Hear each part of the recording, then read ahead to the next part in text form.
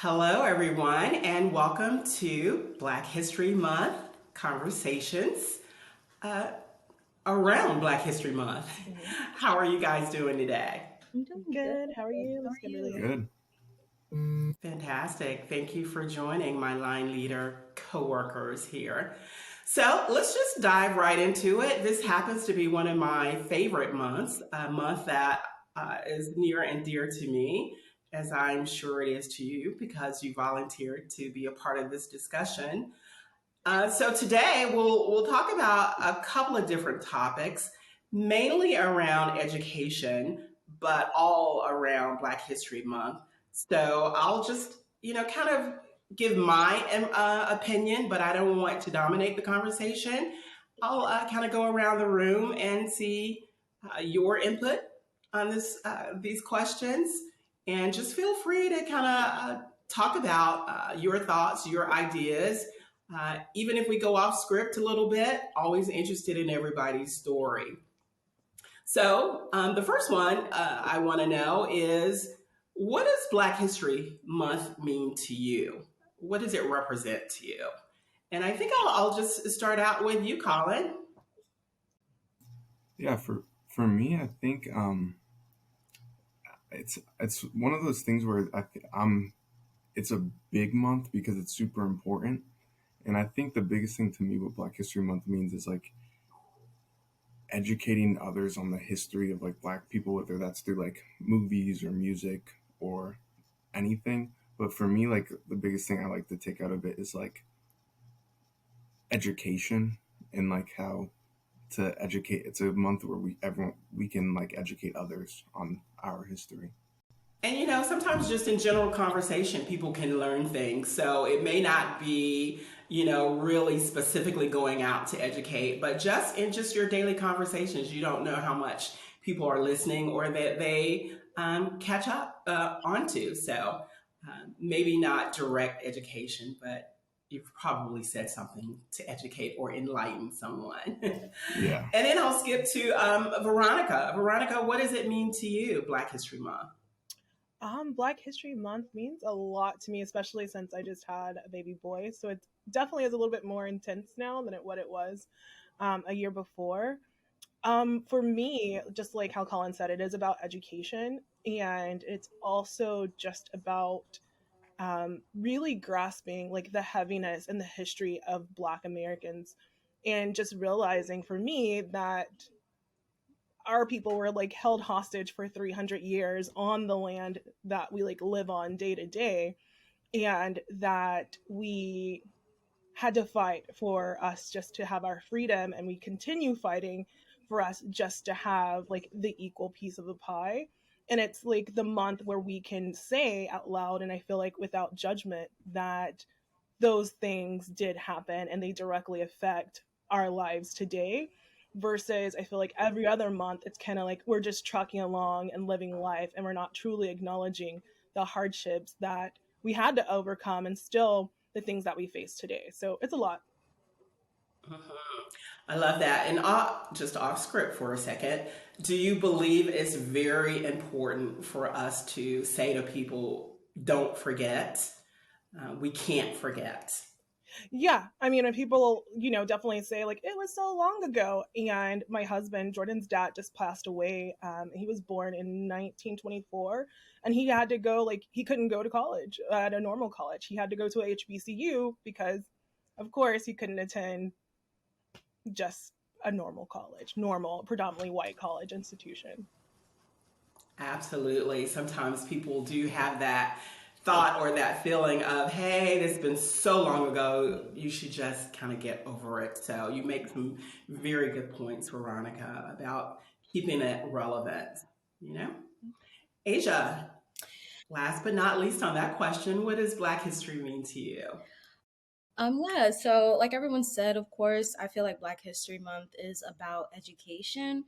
And I do think it is about acknowledging, like what happened in the past, but also bringing new information to light. Because if we think about like when we were back in school, I feel like personally, when I was in school, they would always like teach. When they taught Black history, it was about like slavery and things like that. But it's like Black history is so much deeper than that. Like Black people have roots in a lot of inventions and a lot of everyday things that we do and what we use and stuff. And you mentioned like saying don't forget, or like remember this. And I think that is important to say, just because people do try to make it seem like it was something like issues going on with Black people happened so long ago, but it's actually more current than we think. And kind of like to put a reference on it, Ruby Bridges, she was the first Black girl to integrate a white school. And she's a very, I'm pretty sure we're gonna talk about this, but she's an important figure to me because it kind of puts into perspective how recent this is, because she is well and still alive. She's in her 60s. And she was just a 5-year-old little girl going into school, and she had grown people like protesting against her, getting upset with her. She had to walk in with like guards because there were people spitting at Mm. her and things like that. So it Oh just wow. puts Yeah. into perspective like how recent this is, how people are still dealing with this. And like even with Ruby Bridges, the she's only 64. So those people that were spitting on her, protesting against her, they're still alive. A lot of them could still be alive. So Yeah. yeah, so Black History Month to me is like acknowledging the bad stuff that happened, but also acknowledging the good stuff and the strides that we've made in our society. And then also Sure. acknowledging like what's going on now, because we're still going through an era where we're still saying the first Black woman to do this, the first Black man to do this, and it's 2020. Yeah. So Yeah. I totally agree with all of that. I mean, you make some great points, and it just makes my heart leap with joy when I see a younger generation kind of embracing the history, but understanding that the ball is still rolling. So, Asia, you did jump ahead. It's almost like you knew my agenda, because the next thing that I really wanted to hear from you guys is who is a looming figure for you, and it's hard to choose one.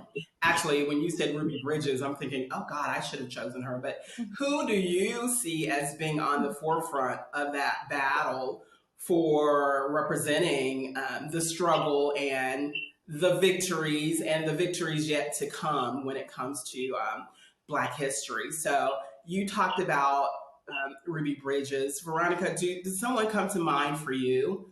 Yeah, it's hard to pick one. Like you said, I have probably two. One's gonna be James Baldwin to represent the past, and just James Mm. Baldwin because um, at that point it was, you need to wait for progress to happen, and James Baldwin was like, change needs to happen today. If any change is going to happen, it needs to happen today. And he Oh wow. refused, yeah, to to One of my favorites. yeah, Yes. to sit and just let the status quo be as it was and not take action. And I think he's kind of known, but people don't know him as much because you have like Malcolm X's autobiography of X, and like his autobiography is amazing too because he also was he's um, a gay male. So James Baldwin, a gay Yes. male, that he brought not only gay rights and racism and to the forefront, he also fought for rights that he wasn't included on. Like he fought for all rights for all people, even though he was not part of those demographics. Then my new Oh one, wow. I guess you guys would probably know her name, Stacey Abrams. She is definitely one because like Ah, good one. what Yeah. Asia was saying is that those are the things that we still fight for today. Just looking at civil rights acts that are looking to be overturned that have been in place since the 60s, and just making it harder for Black people to vote, any person of color, anyone that is oppressed, and putting those laws that a lot of them have been deemed unconstitutional, moving those forward. And Stacey dedicated years, and still is doing what she needs to do, or what we should do, to making sure that everyone vote is counted, Heard. Yeah. and that I love it. I love both of those. Some very powerful figures, very much so. I could spend an entire book session on James Baldwin, but we want to get Colin's person in here and kind of see what his thoughts are on someone that you see as a prolific um, figure for Black history. Yeah, Not just this month, just period. Yes. yeah. For me, I think my perspective is probably a little bit different. So for me, like the biggest one I would say was Jackie Robinson.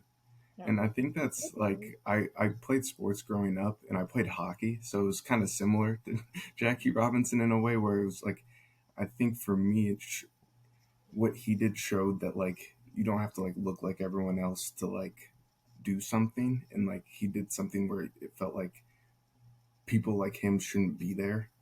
And for me, like even just growing up playing hockey, that kind of like resonated with me, and that's why I picked him. And I think like what was also cool about what he did was like, yeah, he like him starting to play baseball or in that MLB was like only about sports, but it ended up turning into like have impact on things like outside of the sport itself. So I think it's really cool how like him just like doing what he loved and playing a sport impacted like society as a whole.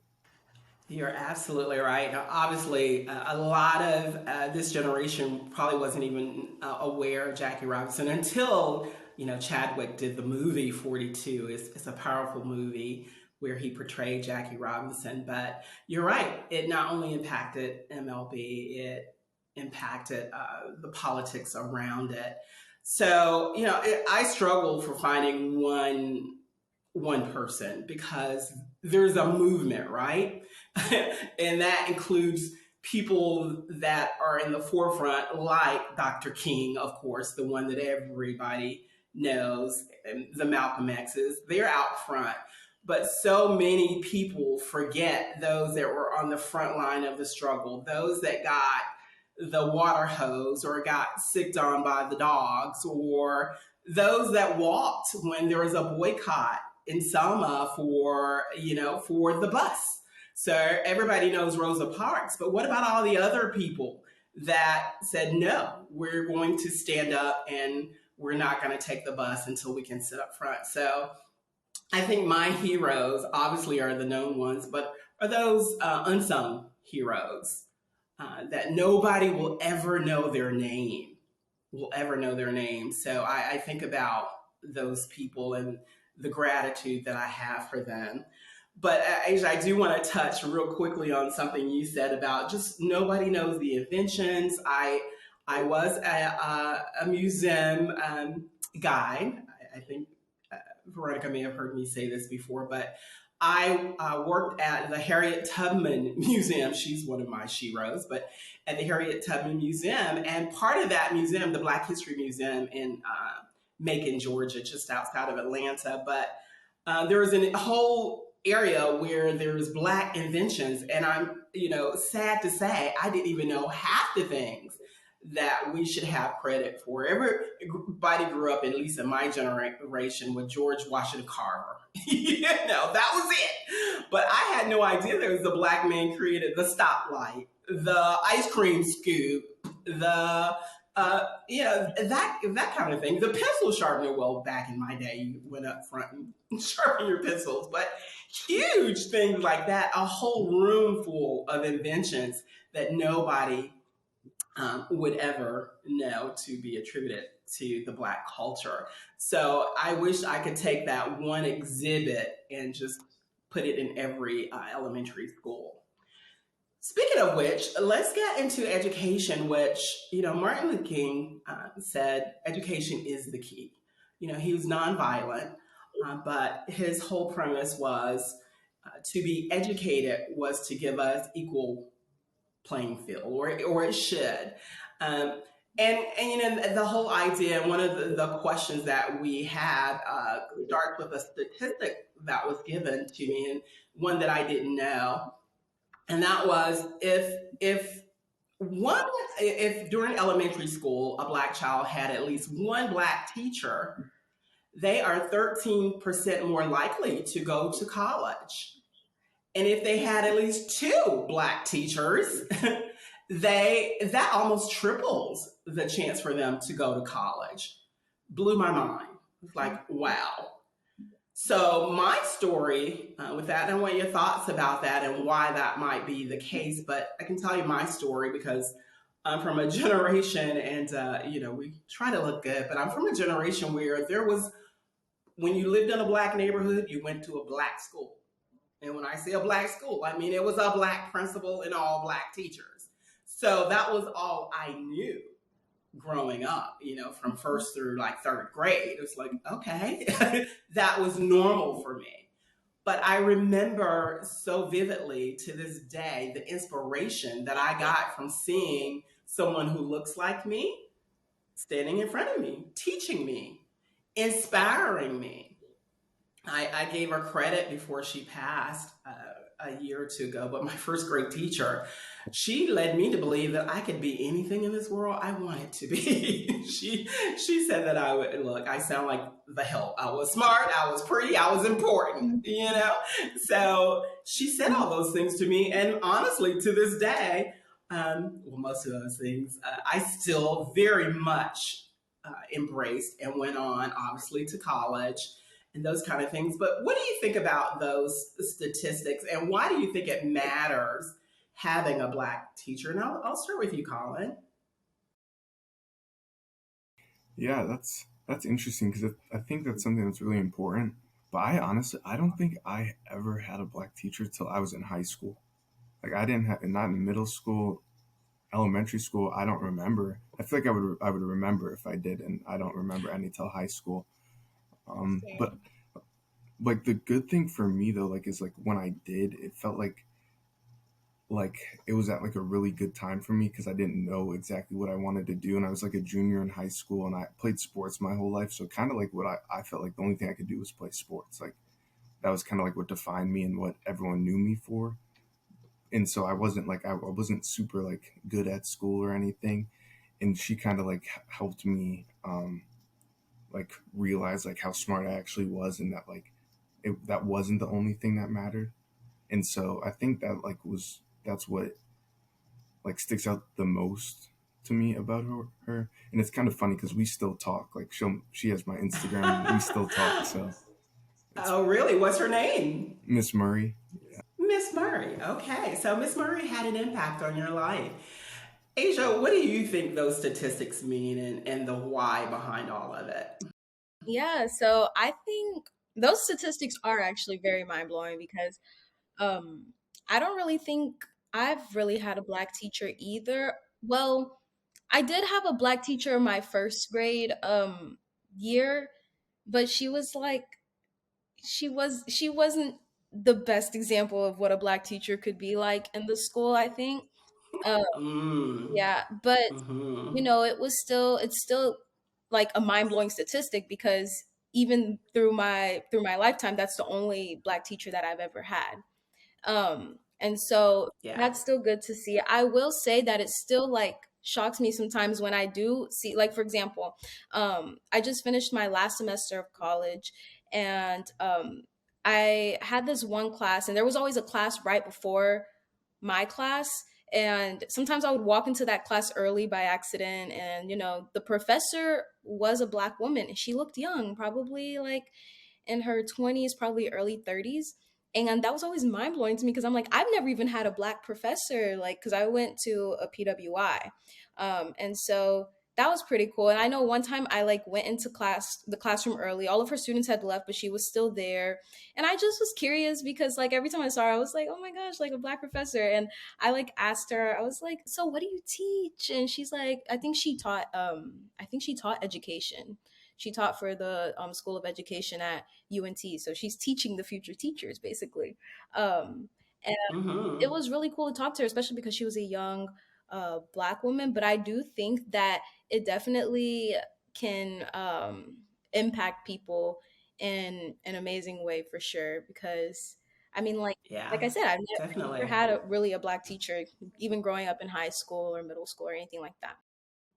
Well, I love that it even piqued your curiosity. I mean, the fact that here's a young black woman in the educational field, and even that kind of got you excited enough to say, I want to dig a little deeper on this. So that's interesting. And Veronica, we had already kind of mentioned this, that you didn't have any black teachers growing up as well, which is sad to me to hear you guys say this, but it's also very interesting. But I want to hear your story, Veronica, in terms of the statistics. Why do you think that it makes an impact of positivity, and B, just your thoughts around it? For sure. But Asia said something, and I kind of like want her to say what it is because I think in the Plaid community, we use acronyms like HBCU, PWI, and I don't think a lot of people know what that means. So, Asia, can you Good call tell out. what Yeah. I is? Yeah. You didn't So tell us. Yeah. HBCU, yeah. yeah, Go ahead, Asia. yeah. So a PWI is a predominantly white institution. And then an HBCU is a historically black college or university. And those were just like the universities that were established originally for black students just because they couldn't, join a PWI. But, the rules have changed a little bit to where anybody can go to an HBCU. I don't even really think they restricted white people from going to an HBCU back then. I think it was just like an unspoken thing of like the black people are going to go to HBCU and then, white people go to like the PWI. But yeah. Exactly. Perfect. Yeah. Thank you for doing that, because we do talk in acronyms and we do just take it for granted. So appreciate it for the audience. But yeah, so Veronica, yeah, kind of share your thoughts on that. And then I have one last question, that this time is going so quickly. I love it.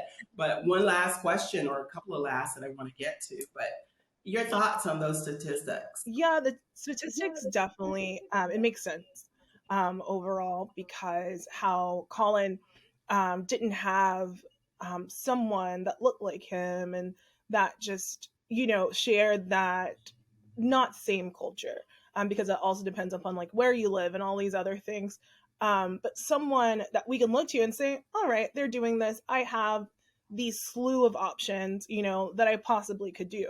When you only see your face on like a basketball court or at an office, then it's like, okay, they're doing this, then all right, this is cool, this is what I can do, and it just makes you feel kind of safe.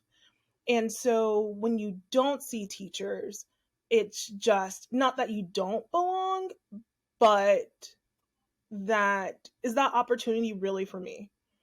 Is that opportunity there Yeah. for me because I haven't seen anyone that looks like me? And I think also an unspoken rule about being Black is that we always help each other. And it's the fact that when you have a Black teacher or you have a Black leader, anything like that, it's that they know what I feel like being part of this community. And it's that sense that we always want to see each other excel. Like they know what I Yeah. feel and they will help me excel. And it's not this unfairness, it's just this you get me, I get you, Knowingness. and I'm going to Hmm. make sure that you're, and I think Black parents say this a lot, you're further along than where I was. We want you to do better than where I Absolutely. was. And I think that's what a Black teacher would serve and would hold is that example of, I want you to go this extra mile. I'm here today, but go forward. And I think that's why it's a big deal. I didn't have any Black teachers. Thankfully, in high school, they offered Avid. I don't know if they still offer it or not. And so I was able to be with minorities and like go to events. We went to like the opera and like all this other stuff. And it was just super dope because we were going Yeah. out and going to the opera and plays as minorities and being group. It was super dope. I think you hit on so many great points there, especially the unspoken language among that can happen. It doesn't always happen, but the unspoken language between the communities. I've kind of walked in your shoes, and I want you to go further. But moving on, and I appreciate you guys' input on that. So moving on really quickly, because I've got just I'll frame this question together since we're on limited time, but um, I could go on, but it really there's been a study at Harvard that says even though you've been educated, And even though you're a high achiever, they did a study that amongst young blacks, high achievers, highly educated, that says they still feel marginalized at work. They still feel like they're on the outside or not getting the same treatment. So tell me your thoughts about this. First of all, how can those non marginalized other races, other ethnic groups that may not know this or may not understand that they are marginalizing someone, how can they be allies? How can they prevent this from happening, or that feeling of, hey, I'm just as smart, I'm educated, but I'm only going half as far or not as far. So I'll jump right in. I'll always start Colin because Colin's standing out here on my right. And again, let me frame the question again. There was a study that says, and it was done among high achievers, highly educated blacks who are in the workplace. So this is timely, but quick, in 1 minute or less, tell me, how can those in position of leadership prevent that feeling of, hey, I still feel marginalized? Yeah, I think there's a couple of things that I could think of right away. But the first major thing I think would be like to kind of encourage open communication. So like making sure people know, like, because you can't fix that issue if you don't know it's a problem. So I feel like making everyone feel like they're heard and like that their opinions and feelings matter. That's super important. I also think like like tailoring hiring processes and stuff around making having a diverse workplace, because when you don't have a diverse workplace, when everyone looks the same, naturally people are gonna feel more like left out or socially, just because I feel like that's pretty like a natural feeling. So I would say like those are the two most important things to me, at least. Okay, fantastic. Thank you for your input. Asia, we'll go to you next. Um, How can we prevent this feeling of being marginalized? Well, those on the outside of that culture. I think that when workplaces are trying to make sure, people aren't left out or that they're not marginalized in the workplace, I think they also have to put in the effort of educating themselves and kind of recognizing their own biases. I feel like a lot of the time it's put on us to educate people. And while, that is, cool, we can educate people, we can tell you what's going on, how we feel. But sometimes I feel like that shouldn't be our job all the time, is having to tell people what to say, what not to say. Like I feel like that's something, we've had to step on eggshells when we say certain things. So it's like sometimes I feel like when it comes to that, I feel like workplaces just need to, do their research, try to actually, be sympathetic and recognize their own biases, because I think that a lot of the time, sometimes it's intentional, but sometimes it's unintentional, and people don't recognize that bias until they see that someone Yeah, felt some type of way about it. And so there's nothing wrong with that, true. but it's like, try your best to educate yourself and don't get defensive if a black person tells you, hey, I don't like the way you said this to me or you treated me like this. Don't get defensive. Just be like, oh, I'm sorry, I didn't mean it that way. And then you know correct the behavior. Take some ownership. Yeah, and correct the Okay, behavior from I like keep that. it moving. Yeah. Vida, Veronica, I called you Vida on recording. Jump in there and tell me how can we help really quickly. Yeah, how we can help, definitely Asia is spot on about biases. And you have to learn, and it's build destroy, right? You have to destroy what you currently are doing to build what is good. And it's not our responsibility whatsoever to put education onto others, because that's what we've been doing our whole life. We feel like it's necessary to serve someone else. So hopefully they'll treat us as an equal. But to what Colin said as well before, about only being good in football, I'll use this reference. And Colin, you probably know about how there weren't black quarterbacks because they weren't quote unquote smart. It was that, Black people were like fast runners and everything of that sort. And going back to Asia, is that when you use the word like aggressive or mad or frustrated when you're speaking about a Black woman, it's actually like a microaggression, and learning what these microaggressions are could definitely help benefit the company as a whole. And then going back to Colin just stating that diversity is good, but we also, as a workplace, every workplace needs to have diversity, inclusion, and equity. Inclusion meaning that we just don't have brown bodies in the chair, that we see ourselves in like points of leadership and management and doing those things so our voices can be heard. That is what. I love that. I love all the input because we're kind of on one accord. I love the way that you guys are thinking about not just these questions, but just our culture as a whole. And we're out of time, actually, if you can believe it or not. And it just seems like we've just touched the surface of what it means to be Black in 2023. And believe it or not, you hear this all the time. We've done a lot, we've progressed a lot, but we still have a long way to go. The last question, and I know this is a little over, but I'm going to have to limit this to one word from you, and I don't want to cut you off, but it has to be that. So, one resource you would recommend. You talked about educating yourselves and taking ownership and the biases, but one resource you would tell someone, go read this if you wanted to know more about my culture, Black people. So I thought about this, and I would say if I had to choose one, that James Baldwin spoke in front of Congress about the diversity. So if I was to recommend that to anybody, I would say look up his speech to Congress. I forgot what year it was, but James Baldwin in Congress. So Vito, 2 seconds. What would you recommend? What resource? TV or anything? X Malcolm X. X Malcolm X. Okay. Asia. I can't choose one word. Asia, you have to. You have to, Asia. Can I? One resource.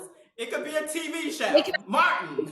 Sentence? Can I say a sentence? I'm gonna say a sentence. Okay, and break the rules a little bit. I'm gonna say read books in general, just from Black authors.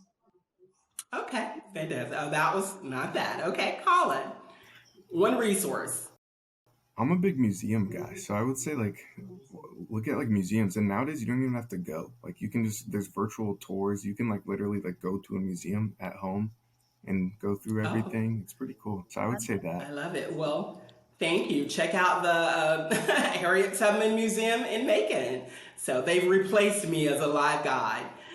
Thank you so much, everybody. I appreciate your input. I think this was so valuable. And hopefully we'll get an opportunity to really continue the conversation. And I encourage you to continue the conversation with your coworkers and your friends. And it's just autobiography of Malcolm X, but everybody knows it as the big X on the front. But that's it. Thank you. All right. Have a good day, everybody.